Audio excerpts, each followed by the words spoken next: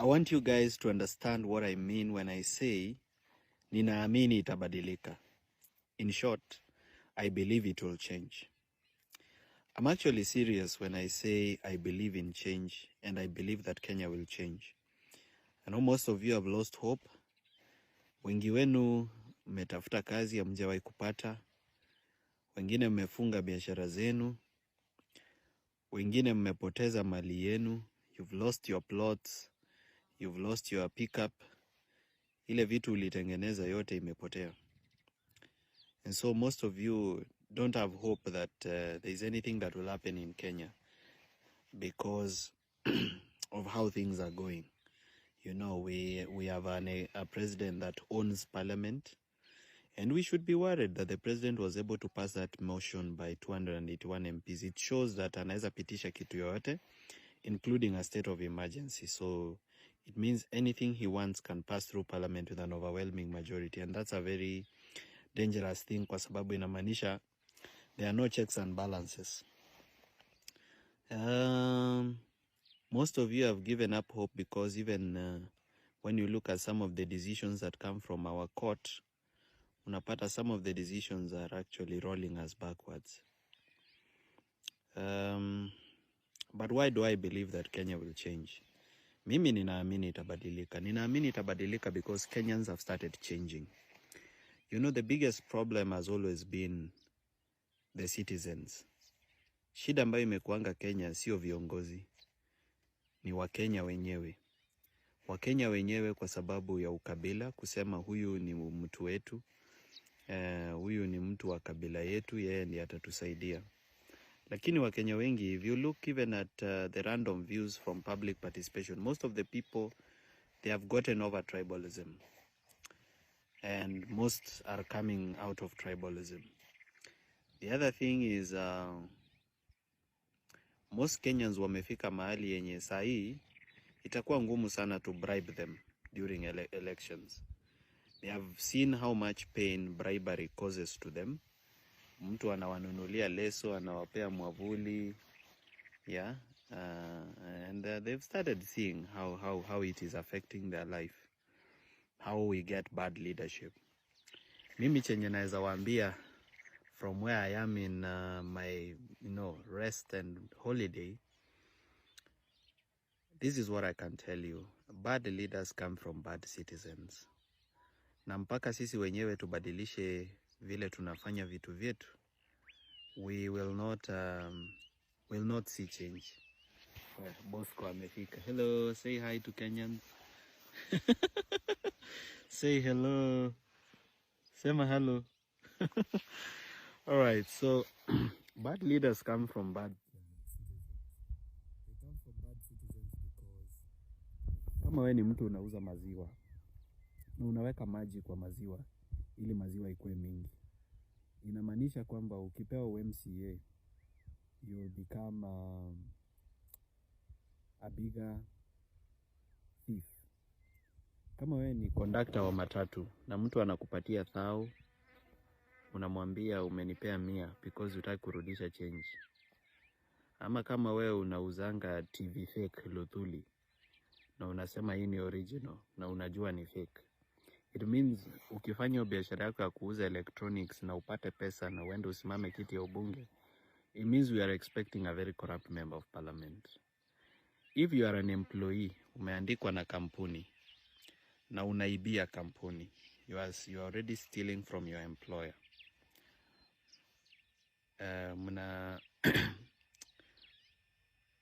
It actually shows that if you are given leadership, hata wewe utakuwa even more corrupt than the leaders that we have.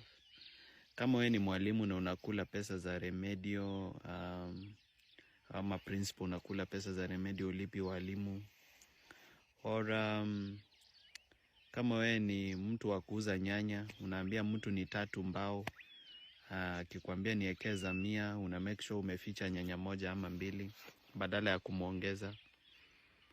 Kama wewe ni mechanic, umeletewa gari utengeneze, unangoa mafla ya client alafu unasema sio wewe.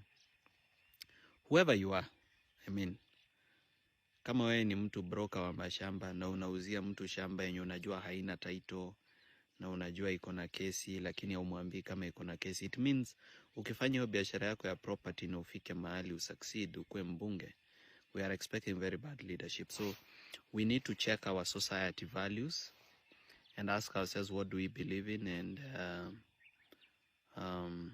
what are our societal values?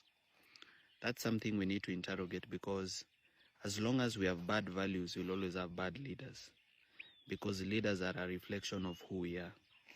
Lakini ile kitu inanifurahisha na inanipatia hope na ndo nasema ninaamini itabadilika, ni Wakenya wameanza kubadilisha mwenendo sana. There is a lot of change happening on the ground. Me, I travel across the country.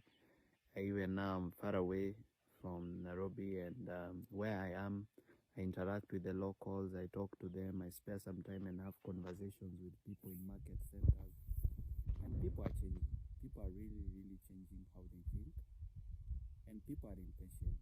One of the things I've realized is watu wengi ukiwaambia wangoje paka 2027, they sound very, very impatient. Wanashindwa, tutaumia hivi paka 2027. So Kenyans are very angry and very impatient. So I'm not sure whether this government will actually get to 2027. What I'm sure is that William Ruto is not going to leave power easily. He already knows he has made many mistakes, therefore he may not want an election. And if there is an election, he might want to ensure that that election he has no opponent, so that he wins by probably 98% the way it happens in Rwanda. So we are bracing for very dangerous times ahead. The other thing is that don't have jobs. Na vila hawana kazi, wanahitaji wakule na waishi na wavae. So we are looking at a situation where we might have several criminal gangs coming up because of some criminal elements being able to use the youth, because the youth are available for use because they don't have jobs, they are not gainfully employed. So because they are available for use, we could be seeing the rise of very serious criminal gangs. And we are in Haiti trying to save Haiti, but I think we might head that Haiti way unless, the government comes up with a plan to give youths jobs.